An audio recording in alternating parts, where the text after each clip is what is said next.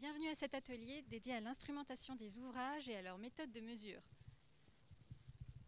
Je suis Emmanuelle Picot, je suis journaliste au Moniteur, j'ai la charge d'animer cet atelier. Capteurs, lidars, drones, robots, ces technologies se sont rapidement développées et améliorées ces dernières années. Aujourd'hui, ces outils de mesure complètent la main-d'œuvre humaine et permettent d'assurer le suivi et le maintien des ouvrages, d'accroître leur performance et d'augmenter leur durée de vie. Qu'apportent ces technologies aux ouvrages et aux ingénieurs? Quelles sont leurs limites et comment bien les utiliser? Pour en discuter aujourd'hui, nous accueillons Michel Cahan, président du groupe CETEC, Stéphane Joie, responsable activité HSM chez Sixense, et François Tout-le-Monde, directeur adjoint R&D du département matériaux et structures à l'université Gustave Eiffel. Bonjour messieurs. Bonjour. Alors, petit point d'organisation. Bonjour. L'atelier d'aujourd'hui se déroulera en plusieurs étapes. Nous aurons d'abord une introduction dans une vidéo enregistrée d'Éric Piquezou, directeur Soft Leadership et Stratégie pour l'architecture, l'ingénierie et la construction chez Autodesk. Il nous parlera d'un outil de mesure encore très peu développé en France, le jumeau numérique.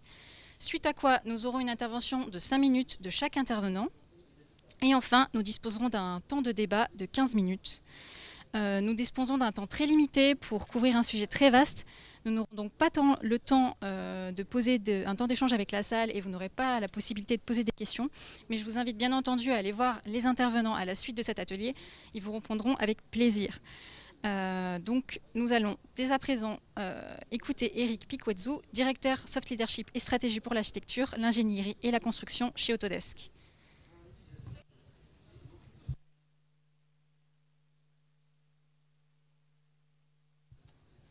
Qui a été enregistré en vidéo, ça doit arriver.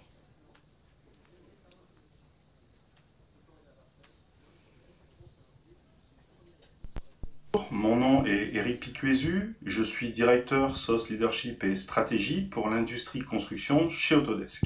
Et je suis très heureux d'être parmi vous aujourd'hui, même si les circonstances font que je m'adresse à vous virtuellement. Avant de partager avec vous quelques réflexions sur le concept de jumeau numérique, je voudrais démarrer par quelques éléments de contexte. Le premier d'entre eux étant le manque de productivité chronique de l'industrie de la construction. En effet, nous ne comptons plus les études qui démontrent, et ce depuis plusieurs décennies, que la productivité de la construction est bien plus faible que celle des autres secteurs d'activité. Ces études mettent en évidence un différentiel cumulé de productivité entre les industries manufacturières d'une part et la construction, de 130 à 170% depuis 1995, ce qui est considérable. Les causes de cet écart de productivité sont nombreuses, et pour la plupart bien identifiées. On pourrait citer pêle-mêle les processus de contractualisation, la gestion séquentielle des responsabilités, ou bien des normes toujours plus nombreuses et plus complexes.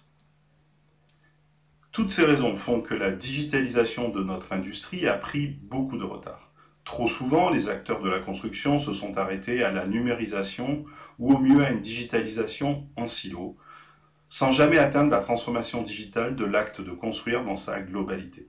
Chez Autodesk, nous n'avons pas de doute sur le fait que l'industrie de la construction a commencé à combler son retard sur l'industrie manufacturière. Des innovations récentes en matière de construction industrialisée et de construction additive en sont des exemples marquants. Cependant, beaucoup reste à faire. Et il nous faut se poser la question suivante. Qui, depuis des années, supporte les conséquences de cet écart de productivité? Ce sont en fait les maîtres d'ouvrage qui supportent la majeure partie des conséquences financières dues à ces écarts de productivité. Et c'est bien la raison qui pousse les plus innovants d'entre eux à réagir, en se donnant les moyens de prendre le contrôle de la digitalisation du cycle de vie complet de leurs bâtiments et infrastructures. La motivation des maîtres d'ouvrage est simple à comprendre. Si l'on considère d'une part que plus de 80% du retour sur investissement d'un bâtiment, voire plus pour les infrastructures, provient de la partie opération du cycle de vie, et si l'on considère d'autre part que la très grande majorité des données générées par le bâtiment ou l'infrastructure au cours de son cycle de vie est également produite durant cette même partie opération, on comprend dès lors les raisons pour lesquelles les maîtres d'ouvrage les plus innovants cherchent à se doter des solutions les plus performantes leur permettant d'optimiser la partie opération du cycle de vie de leurs assets. Ceci est particulièrement vrai pour des assets critiques, tels que les data centers ou les infrastructures de transport par exemple. Les maîtres d'ouvrage veulent tirer parti, comme dans bien d'autres industries, des techniques d'intelligence artificielle pour améliorer leur prise de décision, afin d'accroître leur marge opérationnelle d'une part, tout en augmentant la valeur capitalistique de leur portfolio d'autre part. Et c'est ici qu'intervient le jumeau numérique. Le jumeau numérique n'est pas un concept nouveau. Le terme a été utilisé pour la première fois en 2002 par le docteur Michael Greaves et John Vickers. Le jumeau numérique est un concept applicable depuis l'idéation d'un nouveau produit. Il relie bidirectionnellement le produit physique avec sa trace digitale, et ce sur l'ensemble du cycle de vie. Il est une représentation fidèle du produit et de l'ensemble de ses comportements.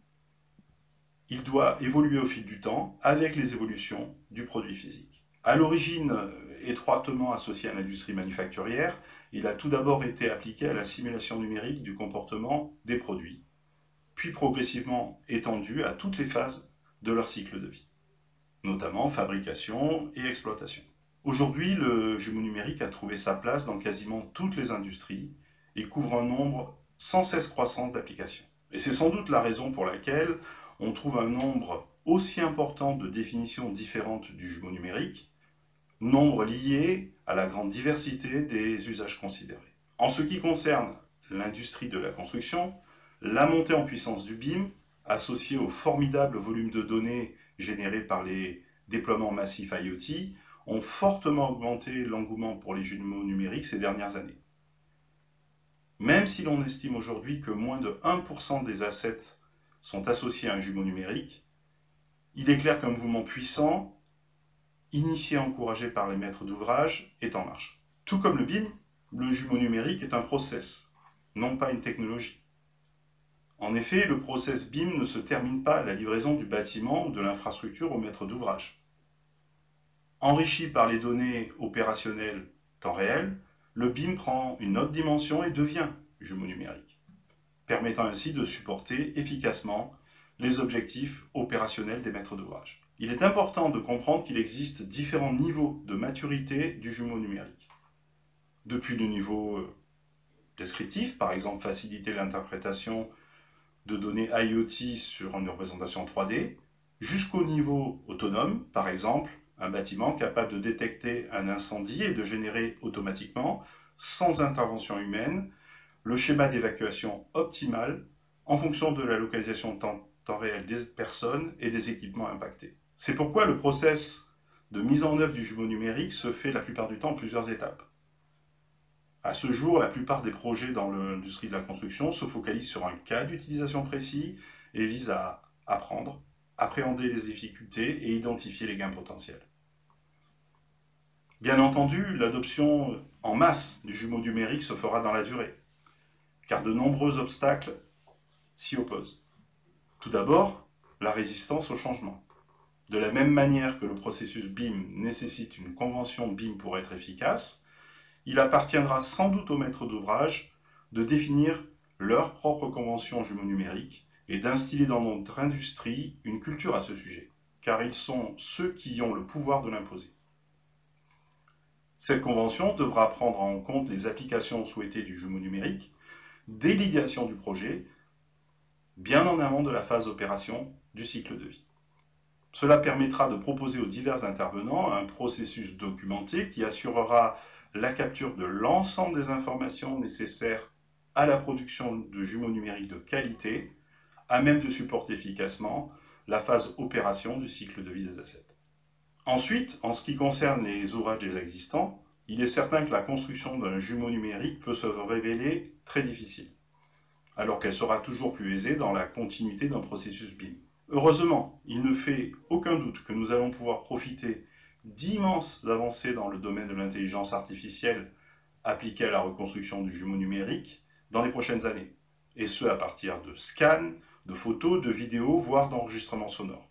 De la même manière, l'analyse des données de consommation permettra de construire des modèles prédictifs représentatif du comportement des équipements présents dans les ouvrages existants. Enfin, il ne faut surtout pas sous-estimer les difficultés liées à l'accès, à la sécurisation et l'utilisation des données. Cela représentera sans doute un obstacle majeur à l'adoption massive du processus de jumeaux numériques. Que ce soit sur le plan des données personnelles, mais aussi et surtout sur le plan des données opérationnelles des entreprises qui sont extrêmement sensibles. Chez Autodesk, notre vision est celle d'un avenir où de multiples jumeaux numériques, distribués, seront orchestrés de manière à représenter fidèlement les comportements d'écosystèmes très complexes tels un bâtiment, un tunnel, un aéroport ou une ville. En ce sens, l'initiative du Center for Digital Build Britain, qui a l'ambition de définir les cas d'usage, les interfaces et l'orchestration entre jumeaux numériques, et ce à l'échelle d'un pays, est une source d'inspiration pour nous. Naturellement, Autodesk, en tant qu'inventeur et leader du BIM, a un rôle important à jouer dans le processus du jumeau digital. Preuve de notre engagement, nous sommes désormais membres fondateurs du Digital Twin Consortium, rejoignant ainsi Ansys, Lendlease et Microsoft. 6 mois à peine après son lancement, le Digital Twin Consortium compte déjà plus de 150 membres actifs, ce qui donne une idée de la formidable dynamique autour du jumeau numérique. Nous présenterons d'ailleurs plusieurs initiatives importantes liées au processus jumeau numérique à l'occasion de notre conférence Autodesk University qui débute le 17 novembre prochain et qui sera totalement virtuelle. Je vous remercie pour votre attention.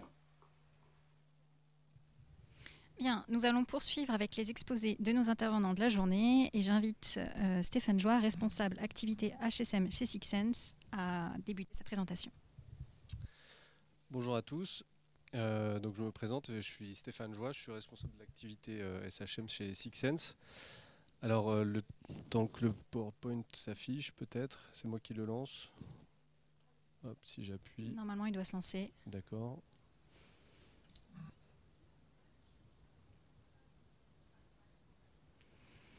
Alors, le but de ces présentations est de vous présenter des cas concrets d'instrumentation et de suivi d'ouvrage. Voilà, c'est bon. Voilà, très bien. Donc, je vais vous présenter aujourd'hui le cas d'usage du pont Rion-Anti-Rion, appelé aussi Hilario-Tricoupis, et de l'instrumentation qui a été mise en place depuis 2004 sur cet ouvrage. Alors, cet ouvrage, pour le décrire sommairement, c'est un ouvrage de 2,2 km de long, lui permettant de connecter la Grèce au Péloponnèse, à l'ouest du golfe de Corinthe, au niveau d'Avit de Patras. Ces 4 pylônes en diamant ont la particularité de suspendre complètement le tablier et qui se distingue en 3 travées principales de 560 mètres chacune. Alors, ce qui caractérise encore plus cet ouvrage, eh bien, c'est l'environnement dans lequel il est situé. Le premier point, c'est un trafic maritime très important de tous les bateaux, paquebots, containers, porte-containers qui rejoignent Athènes via le golfe de Corinthe et donc le canal de Corinthe. Le second point, c'est de forts vents, des vents violents qui sont accélérés par le détroit de Rion-Anti-Rion de part et d'autre de Grèce et de Péloponnèse. Et enfin, eh bien, c'est un environnement sismique très important puisque le Péloponnèse et la Grèce sont sur 2 plaques tectoniques différentes et donc la cinétique de ces plaques tectoniques génère des séismes importants. Alors, le résultat de cet environnement, c'est une conception particulière, on le voit sur l'ouvrage, mais aussi un système de monitoring adapté.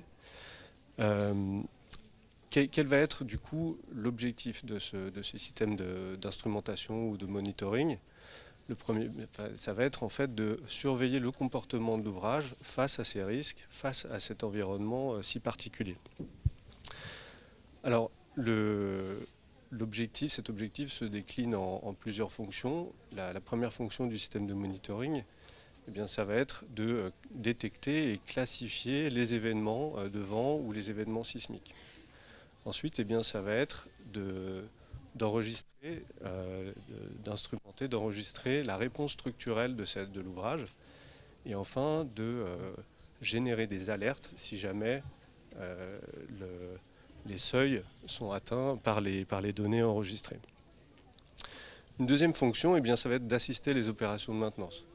En effet, la l'enregistrement de toutes ces données génère une base de données inestimable qui regroupe l'historique des événements et des mesures au long du temps et qui va aider les paramètres, qui va aider les opérations de gestion de maintenance.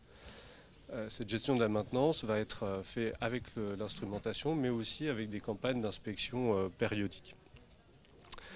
La troisième fonction, eh bien, ça va être d'enregistrer des mesures vibratoires du tablier de manière à permettre ultérieurement des analyses d'estimation de l'état de santé structurelle de l'ouvrage par des algorithmes de détection d'endommagement.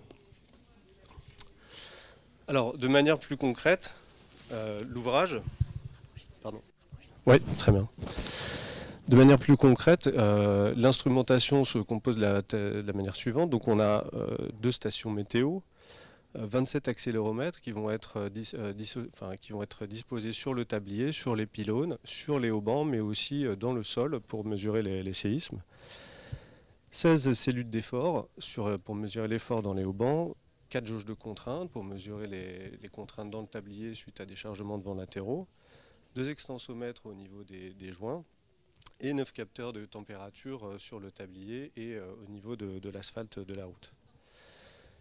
Ce système de capteurs, en fait, va être associé à un système de prise d'acquisition. Donc la première étape, ça va être d'amplifier les signaux, parce que certains capteurs sont situés à plus de 400 mètres des boîtiers d'acquisition. Ensuite, le système va permettre un ajustement automatique de la prise de données en fonction des événements de séisme. On va le voir par un exemple. Et les données sont accessibles soit à distance, soit par un système SCADA situé dans la salle de contrôle de l'ouvrage. Enfin, les données sont stockées sur des serveurs locaux au niveau de la salle de contrôle de l'ouvrage. Alors, je voudrais, voilà pour un peu l'état des lieux du système, je voudrais donner plusieurs exemples. Le premier, plusieurs exemples de bénéfices du système d'instrumentation.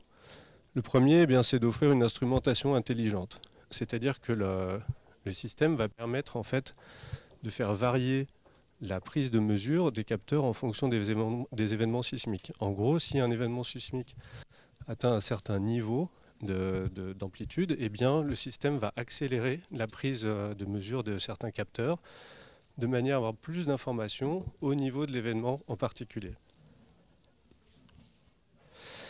Ensuite, une fois que cette prise de mesure est acquise, le système va bien sûr alerter si la réponse structurelle de l'ouvrage dépasse un certain niveau et va informer le gestionnaire faire une proposition du gestionnaire sur la gestion du trafic, autrement dit, est-ce qu'il faut arrêter le trafic ou pas.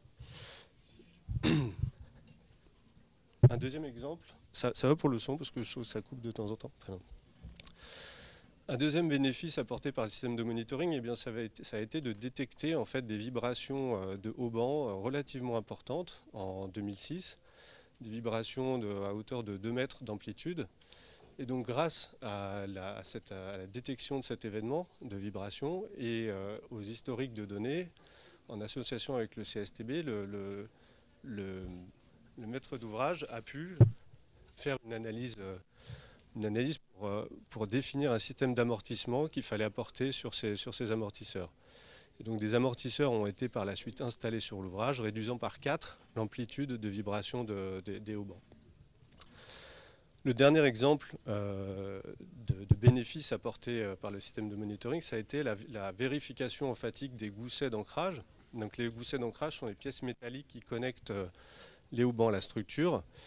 Et suite à un événement de vibration de tablier relativement important, encore une fois, l'historique de chargement, l'historique de vibration de la structure a permis de faire un modèle de chargement en fatigue réel, en fonction des données réelles, et de vérifier que les goussets avaient une tenue en fatigue acceptable. Donc voilà pour ces 3 exemples. En conclusion, ce que je voulais préciser, c'est qu'un système de monitoring performant, c'est avant tout une analyse de risque. Ce n'est pas du monitoring général, un cas de charge général, c'est vraiment une analyse de risque. Chaque ouvrage est différent, chaque environnement d'ouvrage est différent, et ça va pouvoir limiter le coût de l'instrumentation pour répondre à une problématique particulière. Le deuxième point, c'est que ces systèmes de monitoring doivent durer plusieurs années. J'ai pris le cas de Rion Anti-Rion, ça fait 16 ans que le système de monitoring est installé. Et on ne dure pas 16 ans sans entretenir ce système de monitoring en particulier. Le système de monitoring sert à entretenir l'ouvrage, mais il faut l'entretenir lui-même. Enfin, un système de monitoring, eh bien, c'est avant tout une bonne exploitation des données. Et pour ça, je voudrais insister sur le fait que les maîtres d'ouvrage doivent s'entourer d'experts afin de pouvoir analyser les alertes, analyser les données qui sont issues du monitoring pour pouvoir avoir des actions de maintenance particulières. Une fois que tout ça est fait, eh bien, on remarquera que un système de monitoring est essentiel à la fois pour assurer la sécurité des usagers, pour gérer les opérations de maintenance à moyen terme et pour prolonger la durée de vie de l'ouvrage à plus long terme. Voilà, je vous remercie. Merci Monsieur Joie. On enchaîne avec l'exposé de Michel Caron. Avec grand plaisir, merci. Pendant que la vidéo se lance, simplement, donc je suis Michel Caron, président du groupe CETEC. Et chez CETEC, ça fait à peu près une quinzaine d'années que nous avons cherché à mettre en place une chaîne de la construction durable, notamment dans le domaine des infrastructures, mais du bâtiment aussi. Et on l'a fait en injectant un certain nombre de briques dans notre dispositif.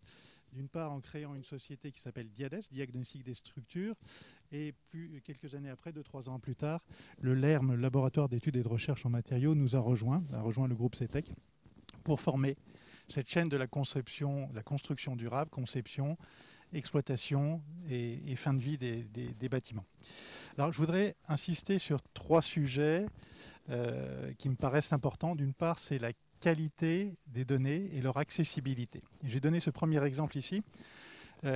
Quand on fait une inspection d'un tunnel, on peut mettre des capteurs autant qu'on veut, les fissures se dérouleront jamais, se ne manifesteront jamais à l'endroit sur lequel on a prévu de mettre des capteurs. Donc il faut faire des inspections.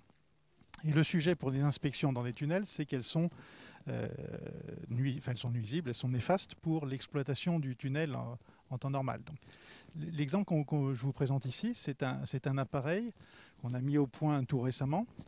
Alors c'est l'appareil qui est en haut au milieu de l'écran.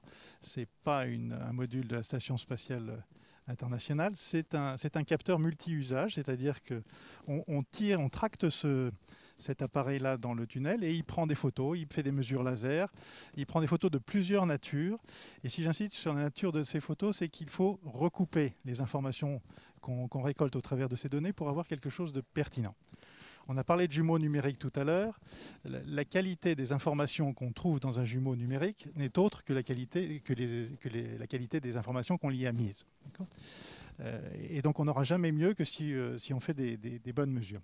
Donc cet exemple-là vous donne la superposition d'un certain nombre de photos et de mesures qui permettent de détecter au fond les fissures, de voir leur évolution, de voir l'arrivée d'eau, l'arrivée de calcite, et de voir les endroits où le revêtement devient fragile parce que justement on aura fait des photos en infrarouge de manière à voir des laminations d'éparement.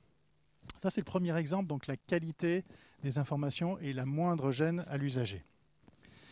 Le deuxième exemple que je prends est issu d'une société qu'on a créée récemment, qui est en fait une start-up. Un jeune chez nous a levé le doigt un jour pour dire « Moi, j'aimerais bien faire de l'efficacité énergétique dans le bâtiment, mais avec une méthode plus moderne. » En dehors du conseil, maintenant, aujourd'hui, l'avantage qu'on a avec l'Internet des objets, c'est qu'on a des appareils pas chers, qui coûtent vraiment quelques euros, qui transmettent de l'information, et on n'a pas besoin d'être en 5G, on peut très bien se contenter d'un réseau bas débit type Sigfox ou LoRa, pour transmettre quelques informations dont on a besoin véritablement. La température, l'hygrométrie, la qualité de l'air, on peut faire des relevés toutes les heures, on n'a pas besoin sincèrement de la 5G pour ça. Et donc on peut jeter, et j'emploie ce terme ici, on peut jeter des capteurs un peu partout avec des batteries qui vont durer 10 ans, donc largement suffisamment pour ne pas avoir à les maintenir. On récolte de l'information. Et il faut à partir de là bâtir une architecture qui permettra d'exploiter. Parce que malgré tout, on récupère une quantité d'informations.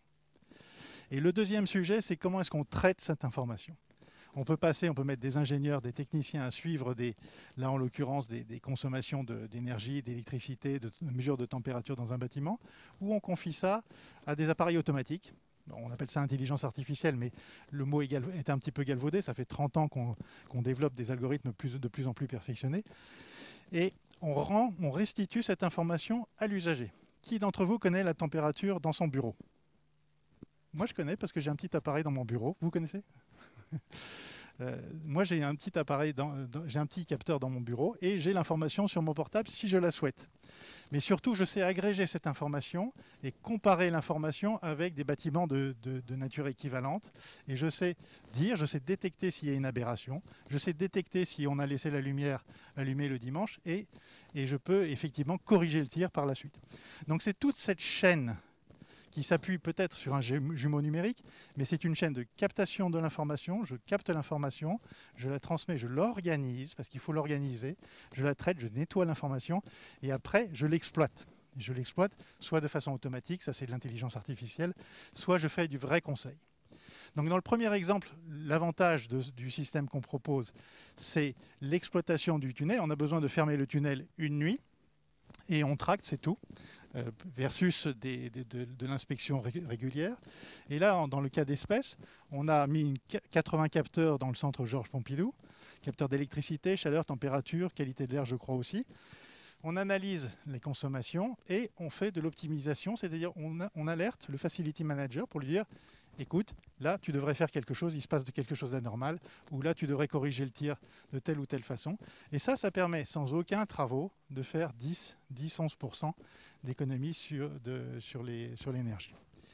Le dernier exemple que je voudrais vous citer, qui est un exemple qui va sans doute transformer, qui est une illustration de la transformation sans doute de nos métiers avec l'arrivée massive de ces données. Il y a longtemps, on faisait, dans le métier de l'ingénierie de la construction, on a des modèles qui existent, des modèles physiques, des modèles scientifiques qui existent depuis le 18e, 19e et milieu du 20e siècle. Depuis, on a fait de l'informatique pour faire des calculs d'ouvrages neufs. Ce qui nous manquait encore, je crois, c'était les modèles prédictifs. On a des modèles prédictifs, mais qui, eux, vont s'enrichir très nettement de la donnée qu'on récolte sur le terrain. Donc, d'une ingénierie de conception, on va probablement passer, parce qu'il y aura un peu moins d'ouvrages neufs à construire, mais on va probablement passer beaucoup plus vers une ingénierie de la maturité des ouvrages, qui s'appuie sur nos modèles de prédiction. Ils vont rester, ceux-là, je suis persuadé qu'ils vont rester, mais ils vont s'enrichir de la donnée qu'on récolte sur le terrain.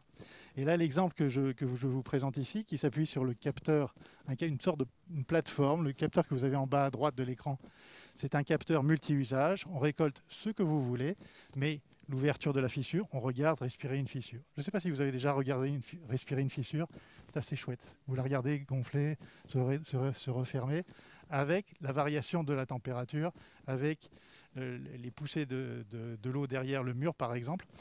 Et donc, on arrive à comprendre petit à petit ce qui se passe dans la structure, rien qu'en regardant l'ouverture de la fissure. Mais on peut y ajouter de l'hygrométrie, on peut y ajouter de la déflectométrie. C'est une véritable plateforme multi-usage, multi-capteur. Vous renvoyez ça vers le fameux jumeau numérique dont on parlait tout à l'heure. Et après, le véritable sujet, c'est qu'est-ce qu'on fait de ça ? Comment est-ce qu'on est capable de faire de la prédiction, d'améliorer nos modèles prédictifs qui existent? Là, à gauche, vous avez un modèle prédictif de pénétration des chlorures dans un ouvrage. Nos modèles sont toujours faux. Par essence, ils sont faux.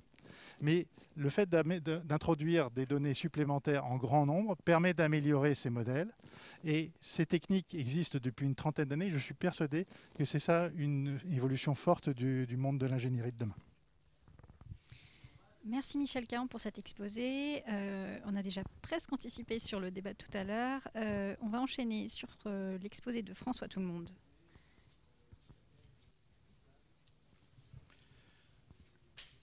Bonjour, François Tout-le-Monde. Je suis directeur adjoint du département matériaux et structures de l'université Gustave Eiffel. Et je voudrais réinsister sur le fait qu'on est dans une session sur la performance améliorée par l'instrumentation. Et je pense que une des performances de l'instrumentation, c'est de s'adapter aux besoins du maître d'ouvrage.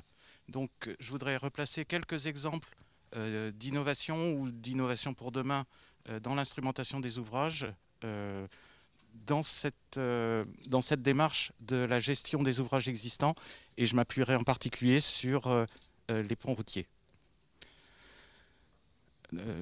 L'instrumentation des ouvrages, elle sert, je dirais, dans un cas urgent et fréquent pour surveiller, voire assurer une surveillance renforcée ou une haute surveillance des ouvrages pour lesquels il y a un risque rapproché de rupture, d'évolution brutale de l'état de l'ouvrage.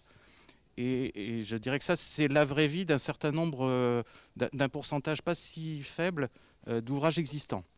Donc c'est encadré par des recommandations, notamment pour les ponts routiers de l'État. Parmi les cas assez critiques de cette situation de gestion de risque, et notamment c'est ce qui cause, je dirais depuis quelques dizaines d'années, le plus de cas d'effondrement d'ouvrages en France, c'est le risque d'affouillement. Donc l'insuffisance de portance de fondations suite à l'érosion, notamment par les cours d'eau dans le lit desquels on trouve les fondations de l'ouvrage. Donc un projet de recherche récent soutenu par l'Agence nationale de la recherche, dénommé SCHIR, s'est efforcé de développer un capteur relativement rustique pour alerter sur ce risque d'affouillement. C'est une méthode vibratoire, c'est-à-dire qu'on va avoir une tige témoin à proximité des piles de l'ouvrage. Et le travail a consisté à non seulement valider théoriquement et en laboratoire ce concept, mais à le qualifier sur un site pilote en parallèle à des mesures de bathymétrie, puisque la vibration de la tige va varier au fur et à mesure qu'il y a un enfoncement du lit de la rivière. Et je dirais, même si on peut rêver du jumeau numérique, dans beaucoup de cas, l'état en temps réel du lit d'une rivière en temps de crue, je doute qu'on alimente rapidement le jumeau numérique. Donc on a vraiment aussi besoin de ce niveau un peu rustique de capteurs pour aider à la gestion. Je voudrais ensuite évoquer un autre cas où on est un peu moins dans la gestion du risque immédiat. Par contre, on a des ouvrages dont on doit valider le comportement structurel. Donc il y a quelques cas où c'est au démarrage ou juste après la construction d'un ouvrage réel. On l'a vu avec l'ouvrage de Riant-Antirion. Mais ça arrive aussi pour des ouvrages atteints de pathologies évolutives comme des réactions de gonflement interne du béton, qui concernent quelques centaines d'ouvrages sur le réseau routier national, pour lesquels on doit faire du suivi d'ouverture de fissures et de distancemétrie. Vis-à-vis de tels cas, on a envie d'avoir un suivi plus efficace, plus économique, pour suivre non seulement un certain nombre de grands ouvrages atteints comme ça. Et on a essayé de se tourner vers des technologies à plus bas coût et qui sont devenues accessibles.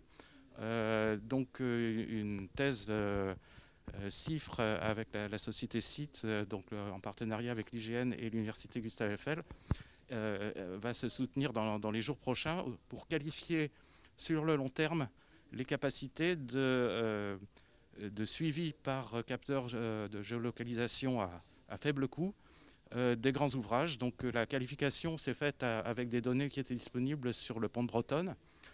On a pu notamment, je dirais, mettre en évidence la capacité de ces capteurs à suivre le fonctionnement thermique de l'ouvrage. Alors avec des capteurs sur les pylônes, on a notamment pu voir l'effet de l'ensoleillement des faces est puis ouest au cours de la journée. Ce différentiel de température pouvant expliquer une partie de pathologies qui avaient été observées sur cet ouvrage. On a pu également évidemment corréler le rapprochement des piles avec le fonctionnement thermique corrélé avec la météo. Et puis avec des capteurs placés sur le tablier central, on a pu je dirais, mettre en évidence à la fois une corrélation avec la température et la détection d'anomalies. Donc cette détection d'anomalies, elle suppose un apprentissage par réseau de neurones du fonctionnement de l'ouvrage pour détecter les endroits où on a cette différence. Et on a pu les relier a posteriori à des phases où il y avait eu des chantiers avec des charges latérales. Donc effectivement, on arrive avec des capteurs relativement économiques et en nombre relativement limité une possibilité de suivi d'ouvrage par ces technologies qu'on n'avait pas encore jusque-là. Un dernier exemple, et où là, on est vraiment dans la gestion du patrimoine ancien. Donc on est dans ce qu'on appelle l'instrumentation de surveillance de santé structurale, qu'on essaye de rendre prédictive. C'est-à-dire qu'on sait qu'un certain nombre d'ouvrages ont des mécanismes inéluctables de vieillissement. Alors un cas assez typique, c'est les structures métalliques sujettes à la fatigue, pour lesquelles il faut suivre les charges un peu importantes qui se répètent et calculer leur durée de vie. Donc évidemment sur des grands ouvrages en concession comme le pont de Millau, ça s'est fait et c'est donc opérationnel. Néanmoins, si on veut le généraliser à un certain nombre d'ouvrages sensibles, il y a un travail à faire sur le traitement des données et leur analyse. Et puis je voudrais évoquer un autre phénomène inéluctable et qui touche 80 à 90% du parc des ouvrages en béton, qui est la corrosion des armatures. Donc on a réalisé un travail en partenariat notamment avec le Conseil général de Charente-Maritime autour du pont de l'île de Ré pour qualifier les mesures électrochimiques et fiabiliser leur traitement et leur complémentarité pour s'affranchir des artefacts et avoir un meilleur suivi de la progression des chlorures et du risque de développement de cette corrosion par combinaison de la résistivité, la mesure du potentiel des aciers et de la vitesse de corrosion. Voilà. Je voudrais donc remercier les différents collègues dont les travaux ont été présentés et voilà, dire que c'est pour l'université Gustave Eiffel un enjeu important de continuer à avoir des efforts de recherche dans ce domaine de l'instrumentation des ouvrages, pas déconnectés de la problématique de leur gestion et des contraintes associées à cette gestion. Merci Monsieur tout le monde pour cet exposé très riche. Alors, on va commencer le débat. Michel Caron, j'avais une question pour vous. Dans ces exposés-là, on a vu différentes technologies, on a vu des ouvrages très disparates. Donc on voit que tout ça s'applique à beaucoup de domaines. Mais aujourd'hui, concrètement, on en est où dans le développement et dans l'analyse de ces technologies ? Alors c'est vrai que c'est des ouvrages très disparates. Et c'est, pour nous rassurer tous, c'est un des éléments qui n'a pas été mentionné tout à l'heure sur le fait que notre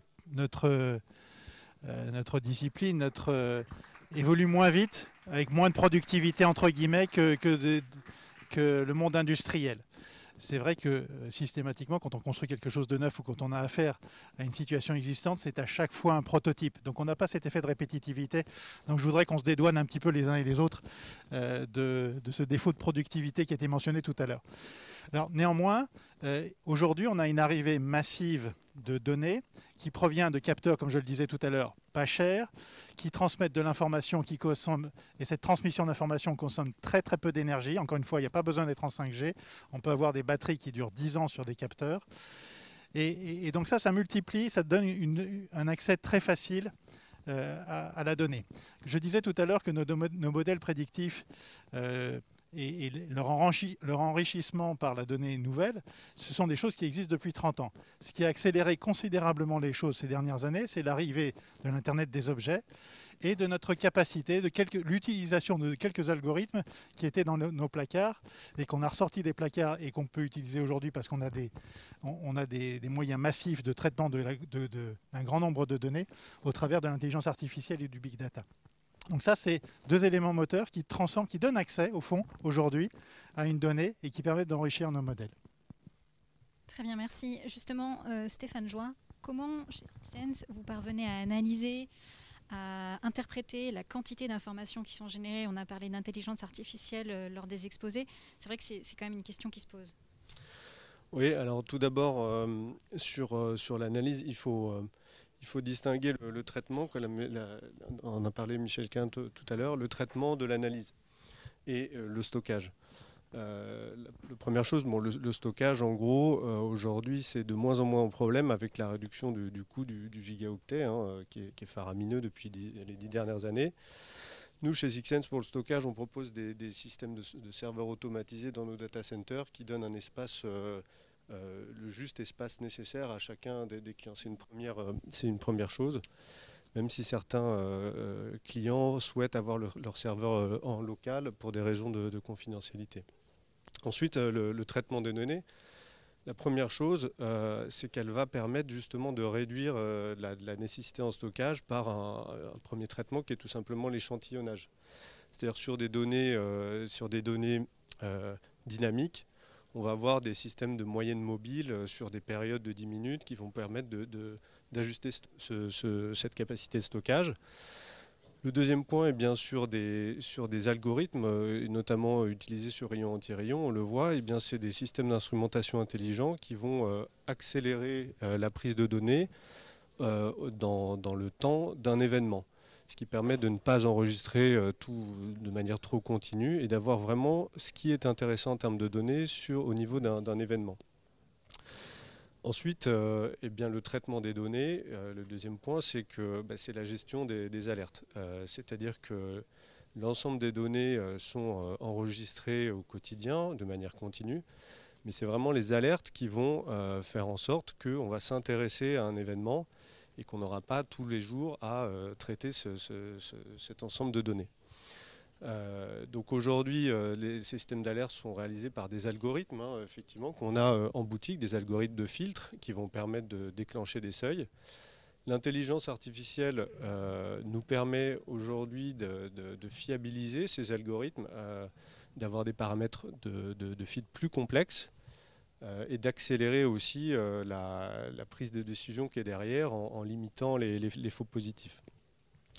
Ça, c'est pour le traitement de données. Et sur l'analyse en elle-même, eh bien, l'analyse de qu'est-ce qu'on fait avec une alerte, quelle est l'opération de maintenance qu'il faut faire, eh bien, je dirais que ça appartient pour moi au domaine de l'ingénierie, d'où la nécessité pour les maîtres d'ouvrage eh bien, de bien s'entourer au stade de l'exploitation de leurs ouvrages pour pouvoir bien exploiter les données de ces systèmes d'instrumentation. Merci. Alors vous l'avez dit, effectivement, il faut que les maîtres d'ouvrage s'entourent bien, parce qu'il ne suffit pas d'avoir les outils pour, faut-il encore savoir comment les utiliser. François Tout-le-Monde, vous avez certainement un avis à ce sujet. Moi, je voudrais rappeler que l'instrumentation des ouvrages, dans la doctrine de gestion des ponts de l'État, elle est priorisée par la connaissance d'un risque et d'un mécanisme identifié qui conduit à ce risque. Et je dirais que, bien sûr, pour les très grands ouvrages, il y a un très grand risque à ne pas savoir comment fonctionne son ouvrage. Pour des nombreux plus petits ouvrages, on peut estimer qu'il y a une partie de connaissance et de capitalisation de l'existant qui fait qu'on n'a pas besoin d'accumuler en continu de la donnée qui est à la fois à une valeur, mais a aussi un coût, y compris dans la manière dont le maître d'ouvrage va devoir se l'approprier pour la gestion. Donc je pense que c'est... par contre, je dirais par rapport à la situation actuelle, il y a beaucoup d'ouvrages où il y a des risques et entre autres un vieillissement connu et identifié inéluctable pour lesquels, je dirais, une instrumentation performante et bien choisie va avoir du sens. Et je pense qu'une des difficultés importantes et d'ailleurs une des choses qui explique de temps en temps des situations d'échec ou de frustration, une des difficultés, c'est que le maître d'ouvrage anticipe cette situation sur le long terme de qu'est-ce que je fais des données et des mesures que je reçois, et même si j'ai quelqu'un qui m'accompagne et qui m'aide, mais comment je gère ça sur la durée. C'est vrai que vous m'aviez dit qu'il y a quand même des maîtres d'ouvrage qui ont acheté des systèmes et qui finalement ne leur ont jamais servi parce qu'ils avaient mal défini leurs besoins. Donc ça, c'est vraiment très important. Ils ont pu leur servir quelquefois pendant une durée assez courte où ils ont mieux appris, mieux compris comment fonctionnait leur ouvrage, mais ensuite l'instrumentation continuait à cracher des données dont ils ne savaient pas quoi faire. Et voilà, je pense que c'est en ce sens-là où je pense que surtout pour des maîtres d'ouvrage publics, il y a un vrai sujet de prise de conscience de cette gestion dans la continuité qui est une évolution certainement par rapport aux pratiques. Très bien, merci à vous. On va arrêter cet atelier-là. Merci d'être venu et puis on enchaîne sur le prochain. Voilà. Merci. Merci.